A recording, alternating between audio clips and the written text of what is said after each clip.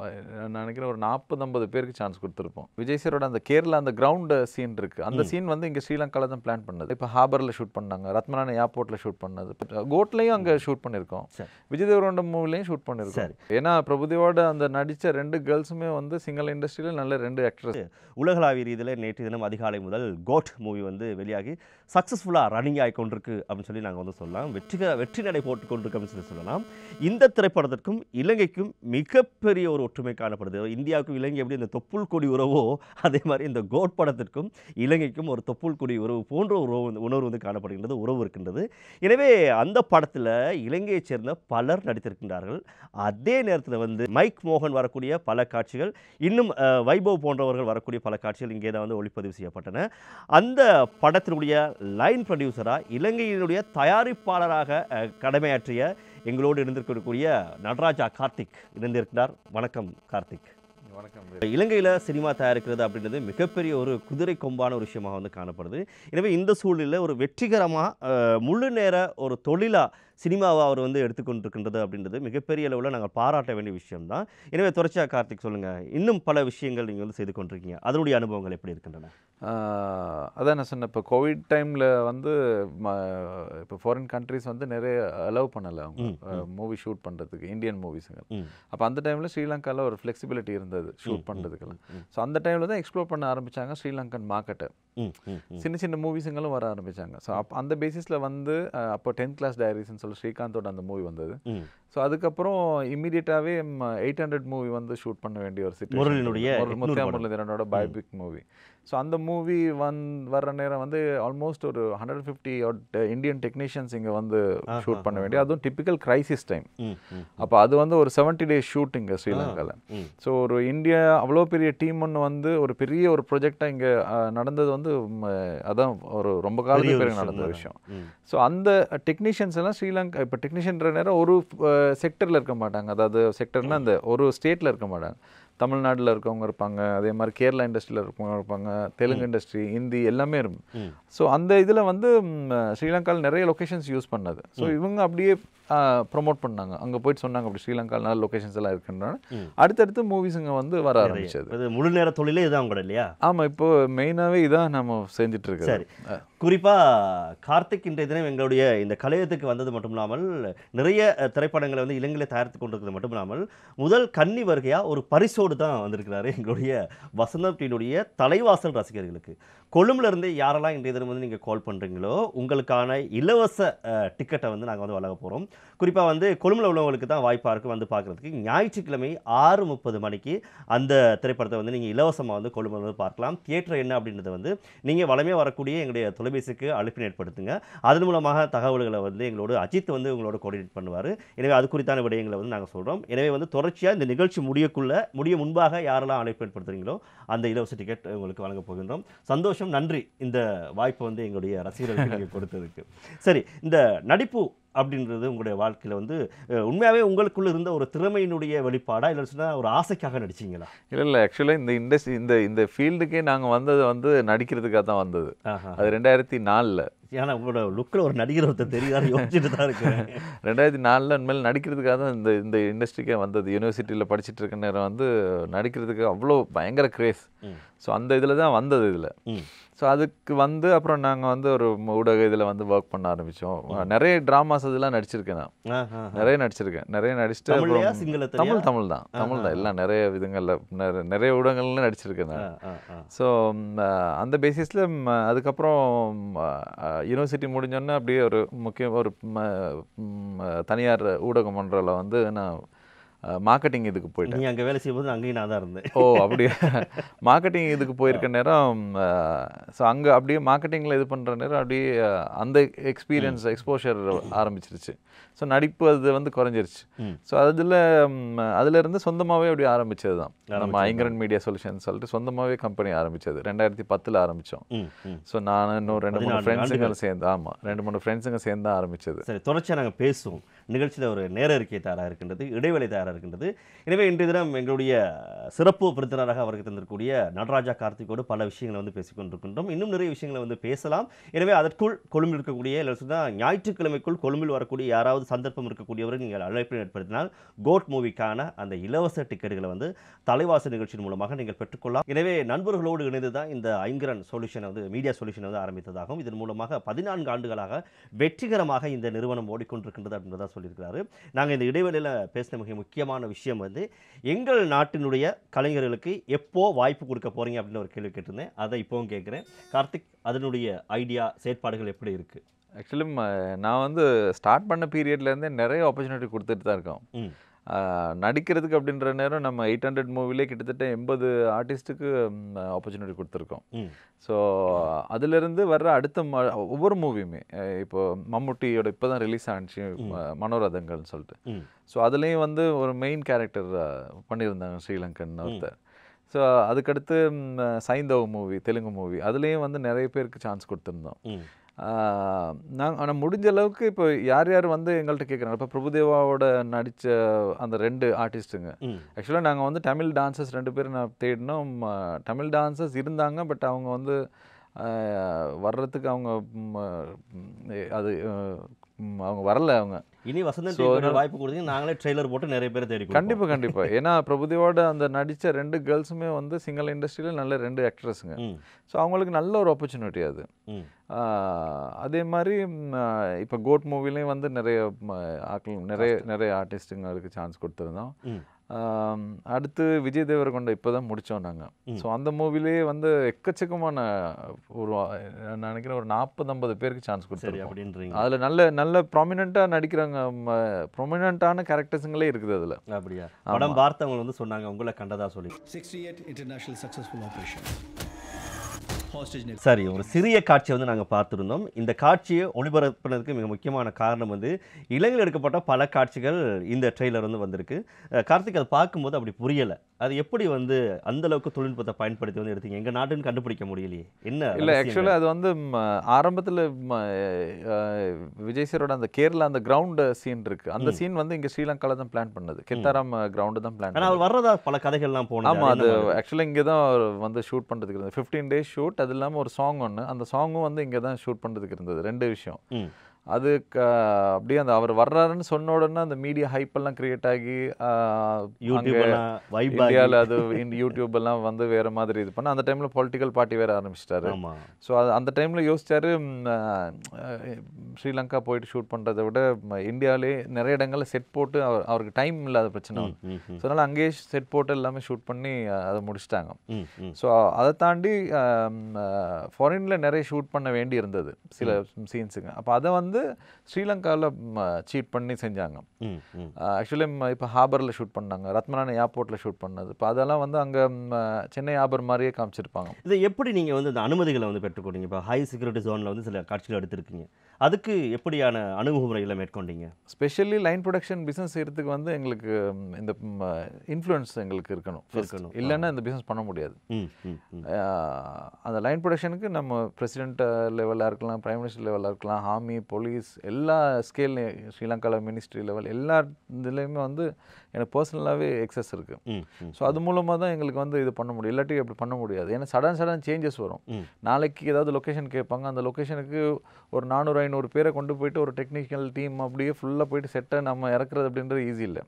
So அதுக்கு இமீடியட்டாக நம்ம ஓவர் ஃபோன் எல்லாம் அப்ரூவலும் எடுக்கக்கூடிய இது இருக்கணும், வாய்ப்பு இன்ஃப்ளூயன்ஸ் இருக்கணும், இல்லைன்னா பண்ண முடியும். குறிப்பாக அந்த நடிகர்கள் இல்லைன்னா மிக முக்கியமான டெக்னீஷியன்ஸ் வந்து வருவாங்க, குறிப்பாக இயக்குனர் போன்றவர்கள் வந்து வருவாங்க. ஆனால் அதுக்கான அந்த எக்யூப்மெண்ட்ஸை வந்து நீங்கள் வந்து இலங்கையில் ஹையர் பண்ணும்போது ஏதாவது சவால்களை வந்து எதிர்கொண்டீங்களா? குறிப்பாக ட்ரோனாக காணப்படலாம், இல்லை சொன்னால் வந்து கிம்பலாக காணப்படலாம், இல்லை சொன்னால் மற்ற லைட்ஸுகள் கூட எடுக்கக்கூடியதாக காணப்பட்டதா? அந்த செட்டை போடும்போது உங்களுக்கு இந்த சவால்கள் ஏதாவது நீங்கள் சந்திச்சிங்களா? ஆக்சுவலி அப்படி எப்பயுமே நடக்காது. ஏன்னு சொன்னால் ஒரு 50% எக்யூப்மெண்ட்ஸ் வந்து ஸ்ரீலங்காவிலேருந்து கொடுத்துருவாங்க.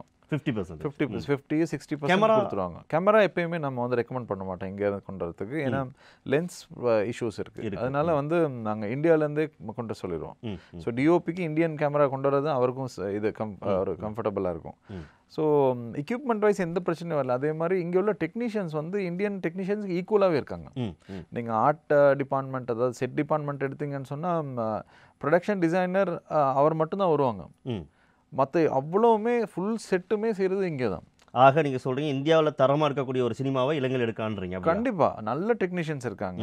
எல்லா வகையிலயுமே ஒரு ஸ்டாண்டர்டான டெக்னீஷியன்ஸ் இருக்காங்க. ஆக்டிங் வைஸும் இந்த சரி. அனுபவத்துல சொல்றீங்க. ஓ ஏன்னா அந்த அளவுக்கு எக்ஸ்பீரியன்ஸ் இருக்கு. என் சொன்ன ஆக்டர்ஸுங்களையும் எடுத்தாலும் சரி நல்ல டேலண்டடான ஆக்டர்ஸ் இருக்காங்க.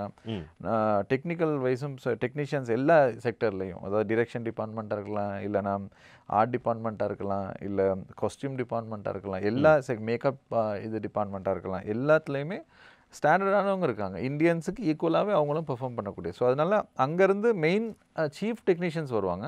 ஸோ அசிஸ்டன்ஸ் வந்து எப்பயுமே நாங்கள் ஸ்ரீலங்காவில் கொடுத்துருவோம். அது ஒரு பெரிய ஆப்பர்ச்சுனிட்டி ஸ்ரீலங்கன்ஸுக்கு. குறிப்பாக அண்மையில் நான் சென்னைக்கு போயிருந்தேன். அண்ணா நகரில் வந்து இந்திய திரைப்பட கூட்டுத்தாபனம் அப்படின்ற ஒரு நிறுவனம் வந்து காணப்படுது. அதாவது ஒட்டுமொத்த சினிமாவுடைய எல்லா தரவுகளும் அங்கே வந்து காணப்படுது. ஞானசேகரன் அப்படின்றத பொறுப்பாக இருக்கிறாரு. அது அருவாள் படத்தை வந்து எடுத்தவர். அவர் சொன்ன விஷயம் சொல்லி பார்த்தீங்களா இருந்தால், இலங்கையர்கள் அபாரமான திறமை கொண்டவங்க. அது அப்போலேருந்தே எங்களுக்கு தெரியும். வர்றது தான் குறைவாக இருக்குது, வந்தால் வந்து நல்ல வாய்ப்புகள் இருக்குது தமிழ் சினிமாவில் அப்படின்னு சொல்லி அந்த ஞானசேகரன் தயாரிப்பாளர் சொன்னார்.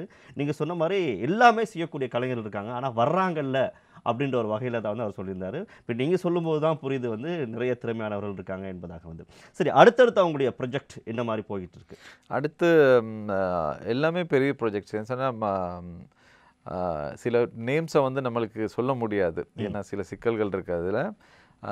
எல்லாமே பெரிய பெரிய ப்ராஜெக்ட். நீங்கள் தமிழ் இண்டஸ்ட்ரியாக இருந்தாலும் சரி, தெலுங்கு இண்டஸ்ட்ரியாக இருந்தாலும் சரி, மலையாள இண்டஸ்ட்ரியாக இருந்தாலும் சரி, இல்லை கன்னட இண்டஸ்ட்ரியாக, 4 இண்டஸ்ட்ரியிலையுமே இருக்கிற பெரிய மூவிஸுங்க இப்போ ஸ்ரீலங்கா வரதுக்கு எல்லாமே அரேஞ்ச்மெண்ட் செஞ்சுருக்கு. எல்லாமே லொக்கேஷன்ஸ் எல்லாம் வந்து பார்த்துருக்காங்க. யார் யார் ஆக்டர்ஸ்ன்னு சொன்னாலே அது வந்து அது இப்போ நாங்கள் சொல்லக்கூடாது. அது என்ன சொன்னால் நாளைக்கு அது ஏதாவது வகையில் அது டிஸ்டர்பன்ஸாக இருக்கும் ஷூட்டிங் இதுக்காக. ஸோ அதனால பேக் டு பேக் இருக்குது. ஏன்னா இப்போ ஸ்ரீலங்கா லொக்கேஷன் அவங்க பார்த்த பிறகு வந்து ஆக்சுவலாக ஒரு பெரிய ஒரு டைரக்டர் ஸ்ரீலங்கா வந்தாங்க. அவங்க வந்தது எப்படின்னா, ஜஸ்ட் ஒரு 20% இங்கே வந்து லொக்கேஷன் இது ஷூட் பண்ணலான்னு சொல்லிட்டு தான் வந்தாங்க லொக்கேஷன் பார்க்குறதுக்கு. இங்கே வந்து இங்கே இருக்க ஃபெசிலிட்டிஸ், இங்கே இருக்க ஷூட்டிங் ஃப்ரெண்ட்லி அந்த இது அட்மாஸ்பியர், கவர்மெண்ட்டோட எவ்வளோ ஃபெசிலிட்டிஸ் கொடுக்குறாங்க, இதெல்லாம் பார்த்த பிறகு இப்போ வந்து 80% இங்கேயும் 20% இந்தியாவுமா சேஞ்ச் பண்ணிட்டாங்க. ஃபுல்லாக ஸ்கிரிப்டே வந்து ஸ்ரீலங்கா, அதாவது ஸ்ரீலங்கான்ட்டு இல்லை, அது வேறு ஸ்டோரி டிஃப்ரெண்ட்டாக இருக்கும், பட் ஸ்ரீலங்கா லொக்கேஷனுக்கு ஏற்ற மாதிரி ஸ்கிரிப்டை இப்போ சேஞ்ச் பண்ணுறாங்க. அந்த அளவுக்கு லொக்கேஷன்ஸ் இங்கே இதாகிருச்சு. அது வந்து உண்மையில ஒரு பெரிய ஆக்டர், பெரிய டைரக்டர். சரி. ஸோ எல்லா செக்டர்ஸையும் அதே மாதிரி, தெலுங்கு இண்டஸ்ட்ரியிலும் அதே மாதிரி, தெலுங்கு இண்டஸ்ட்ரியில் வர யாரை கூட்டு வந்தாலும் பரவாயில்ல, வசந்த் டிவி கொண்டு வரீங்க, இதே மாதிரி இன்டர்வியூ எடுக்கணுன்றது எங்களுடைய ஆசை. எனவே குறிப்பாக பார்த்தீங்கன்னா உங்களுடைய நண்பர் விக்ரம் ஜெரமை பற்றி கட்டாயம் சொல்லி ஆகணும். அவருக்கும் எனக்கும் அந்த தொடர்பு பல வருடங்களுக்கு முன்பாக இருக்குது. எந்த விதமான ஒரு வேலை செய்தாலும் பகிர்ந்து கொள்வார். எனவே அண்மையில் நடைபெற்ற அந்த விஜய் தேவரகொண்டாவினுடைய அந்த ஷூட்டிங்கின் பொழுது கூட பயங்கர பிஸியாக இருந்தீங்க. அது எப்படி வந்து உங்களுக்கு சாத்தியமாக போடுது? அதாவது தமிழ் சினிமா சரி, எப்படி தெலுங்கு மலையாள சினிமா வரைக்கும் உங்களுடைய அந்த விஸ்தரிப்பு காணப்பட்டது, குறிப்பாக தொடர்பு என்னென்னு நாங்கள் வந்து லாங் டேர்ம் தான் யோசிக்கிறது எப்பயுமே, ஷார்ட் டேர்மை யோசிக்கிறது கிடையாது. அதனால எப்பயுமே வர்ற டெக்னீஷியன்ஸாக இருந்தாலும் சரி, இந்தியாவிலேருந்து வர்ற அவ்வளோ பேரையும் வந்து ரொம்ப கேர்ஃபுல்லாக கவனிச்சுக்குவோம். அதுதான் ரொம்ப நாங்கள் எப்படி கவனிக்கிறது ஒரு பொறுத்து தான் அவங்க வரப்போகிறது. அவங்க மலேசியா போகலாமா, இல்லை துபாய் போகலாமா, ஸ்ரீலங்கா போகலாமா அப்படின்னா ஸ்ரீலங்கா போகிறதுக்கான அந்த அட்மாஸ்பியரை கிரியேட் பண்ணியிருக்கோம். வர்றவங்கள நல்லா கவனிச்சு அவங்க சேஃப்டி, அந்த சேஃப்டி தான் ரொம்ப முக்கியம். ஸோ அதை கரெக்டாக இது பண்ணிக்குவோம். அதே மாதிரி ஆன் டைம் நம்ம ஷூட் ஸ்டார்ட் ஆகிற விஷயம், அதுதான் ரொம்ப இம்பார்ட்டன்ட், முக்கியம். அவங்களுக்கு லொக்கேஷன்ஸ் பெர்மிஷன் கரெக்டாக கொடுத்துடணும். அதே மாதிரி ஆன் டைம் ஷூட்டிங்கை வந்து ஸ்டார்ட் பண்ணுறதுக்கு ஏற்ற மாதிரி இதுங்க கொடுத்துடணும். எக்ஸ்ட்ராஸுங்க, அதாவது அது ரொம்ப முக்கியம். ஆக்ஷன் வெஹிக்கிள்ஸ், அந்த ஆக்ஷன் வெஹிக்கிள்ஸ் சொல்லுவோம், அந்த ஷூட்டிங்க்கான தேவையான வெஹிக்கிள்ஸுங்க.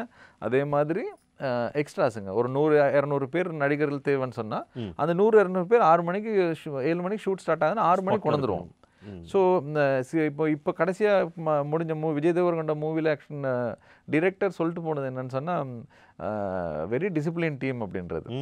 ஸோ அதாவது இந்தியாவில் கூட அந்த மாதிரி டைமிங் பார்க்க முடியாது, நீங்கள் வந்து ஒன் டைம் எல்லாமே ரெடி பண்ணியிருக்கீங்க அப்படின்றது. ஸோ இதுதான் அவங்க எதிர்பார்க்குறது. ஏன்னா ப்ரொடியூசருக்கு வந்து இந்த மாதிரி ஒன் டைம் ஒர்க் ஸ்டார்ட் பண்ணுற நேரம் வந்து காஸ்ட்டை வந்து கண்ட்ரோலில் வச்சுக்கலாம். ஸோ அவங்க 25 நாள் ஷூட் பண்ணுறாங்கன்னா சில வேளை அதில் ஒரு நாள் அவங்க குறைச்சி 24 நாள்லேயே ஷூட் பண்ணிட்டு போயிடுவாங்க. ஸோ காஸ்ட்டை நாங்கள் சர்வ் பண்ணி கொடுப்போம். ஸோ அந்த பேசிஸில் இந்த வேர்ட் அப்படியே ஸ்ப்ரெட் ஆகும்.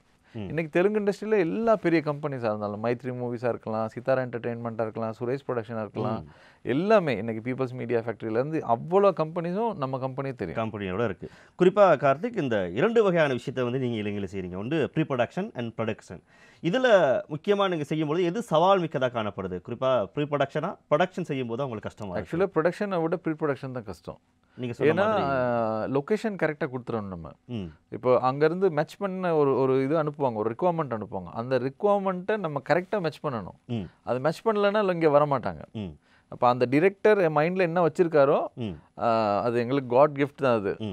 அவர் மனசில் வச்சு ஒரு லொக்கேஷன் அனுப்புறோன்னா அதை கரெக்டாக நான் மேட்ச் பண்ணி கொடுத்துருவேன். அது எப்படி நீங்கள் வரைஞ்சு அனுப்புவாரா இல்லைனா பேசி இல்லை அனுப்புவாரா? இல்லை ரிக்குவயர்மெண்ட் அனுப்புவாங்க. இப்போ ஒரு ஹவுஸ்ன்னு சொல்லிட்டு கேட்பாங்க, ஒரு ரிச்சான ஹவுஸ்ன்னு சொல்லிட்டு கேட்பாங்க. இப்போ ஒரே ஒரு இது எங்களுக்கு மிஸ் ஆனது என்னன்னு சொன்னால் புஷ்பா 2 எங்களுக்கு மிஸ் ஆனது. அது ம் புஷ்பா 2ல வந்து 3 days ஷூட் அல்லு அர்ஜுனாவோட இங்கே வந்து ஷெட்யூல் பண்ணாங்க. அது லொக்கேஷன் எங்களுக்கு ஸ்ரீலங்காவில் எனக்குமே கிடைக்கல அது. ம் ஏன்னா அது வந்து பீச்சோட ஒரு லக்ஸரி விலா, அதில் சாப்பர் ஒன்று பீச்சில் பார்க் பண்ணணும், ஒரு லக்ஸரி வெஹிக்கிள் வரணும். ம் ஸோ லக்ஸரி பீச் விலாஸ் இருக்குது, பீச் ஸ்பேஸ் கிடையாது. சாப்பர் லேண்ட் பண்ணுற இடத்துல விலா இல்லை. ஸோ அதனால அங்கேயே செட் போட்டு செஞ்சுட்டாங்க, ராமோஜிராம் ஃபிலிம் சிட்டிலே செஞ்சுட்டாங்க. இல்லைன்னா அது கண்டிப்பாக வந்திருப்பாங்க. ஸோ இது மாதிரி நாங்கள் வந்து இப்போ அது மிஸ் ஆனது தவிர மற்றபடி அவங்க ஒரு வேர்டிங்கில் தான் அனுப்புவாங்க.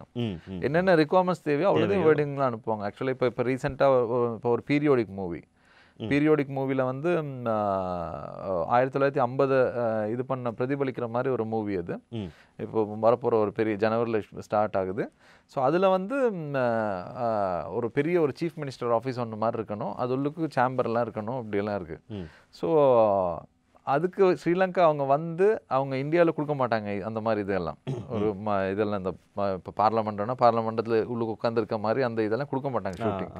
ஸோ இங்கே வந்து அந்த ஃபெசிலிட்டி நல்லாவே கொடுக்குறாங்க. அதனால அதை பார்த்த உடனே அவங்க வந்து அவ்வளோ இது பண்ணாங்க, இது மாதிரி நிறைய இதுங்க வரும்னு சொல்லிட்டு. அதே மாதிரி நம்மளோட பிரிசன் கேண்டி பிரிசன் மாதிரி ஒரு அப்படி ஒரு லொகேஷன் கிடைக்கவே கிடைக்காது. ஏன்னா அது அங்கே ஒரு பிரிசன் ஒன்று அப்படி ஃப்ரீயாக ஷூட் பண்ண முடியாது. இது வந்து இவ்வளோ பெரிய பிரிசன், எவ்வளோ ரூம்ஸ் இருக்கு, டிஃப்ரெண்ட் டைப்ஸ். கோட்லையும் அங்கே ஷூட் பண்ணியிருக்கோம், விஜய் தேவரகொண்டா மூவிலையும் ஷூட் பண்ணியிருக்கோம். சரி, எனவே கார்த்திக் பொன்னான நேரத்தை எங்களோட பகிர்ந்து கொண்டு பல விஷயங்களை பகிர்ந்து கொண்டதுக்கு உங்களுக்கு எங்களுடைய மனமார்ந்த நன்றிகள், வாழ்த்துக்கள். இன்னும் நிறைய சாதிக்கணும், நிறைய இளைஞர் கலைஞர்களுக்கு நீங்கள் வாய்ப்பு கொடுக்கணும், வசந்தம் டிவிக்கும் நிறைய பேர் அழைத்து வரணும் அப்படின்றத என்னுடைய கோரிக்கை. கண்டிப்பாக நிறைய பேருக்கு ஆப்பர்ச்சுனிட்டி நாங்கள் கொடுக்குறோம். ஸோ அதனால நிறைய பேர் நம்மளோட கனெக்ட் ஆகுங்க. யார் இந்தியன் ஃபிலிம் இண்டஸ்ட்ரியில் நடிக்கணும்னு நினைக்கிறீங்களோ அது கனெக்ட் ஆகுங்க. நான் இருக்கேன் இப்போ இண்டஸ்ட்ரியில் நான் தேங்க் பண்ணணும் என்னோட ஒய்ஃப். அவங்க தான் ஃபுல்லாக சாக்ரிஃபைஸ் பண்ணி எனக்கு நிறைய விதங்க பண்ணிட்டு இருக்காங்க. ஸோ அவங்களும் இருக்காங்க டிரெக்டராக. ஸோ கனெக்ட் ஆகினா அவங்களுக்கு யாருக்குமே ஆப்பர்ச்சுனிட்டி கொடுப்போம். யாரையும் வந்து ஃபேவரிசம் அதெல்லாம் கிடையாது. நம்ம நிறைய ஆப்பர்ச்சுனிட்டி கொடுப்போம். ஏன்னா அவ்வளோ ஃபிலிம் இண்டஸ்ட்ரி பெரிய ப்ரொடக்ஷன் கம்பெனிஸ் எங்களுக்கு தெரியும். ஸோ அது மூலமாக எங்களோட கனெக்ட் ஆனால் நாங்கள் ஆப்பர்ச்சுனிட்டி கொடுப்போம். சரி, எனவே வந்து நிறைய நடிகர்களை ஒவ்வொரு தடவையும் முடியும் பொழுது இணைத்துக் கொள்வதற்கும் நிறைய பேரை அறிமுகப்படுத்துவதற்கும் நாங்கள் தயாரிக்கின்றோம். எப்பொழுதும் வாரி வழங்கக்கூடிய தாராள மனசு வசந்தன் டிவிக்கு இருக்குது அப்படின்ற விஷயத்தை ஞாபகப்படுத்திக் கொண்டு இன்னும் ஒரு சந்தோஷமான தலைவாசி நிகழ்ச்சி சந்திக்கலாம். விடைபெறுகிறோம். நன்றி, வணக்கம்.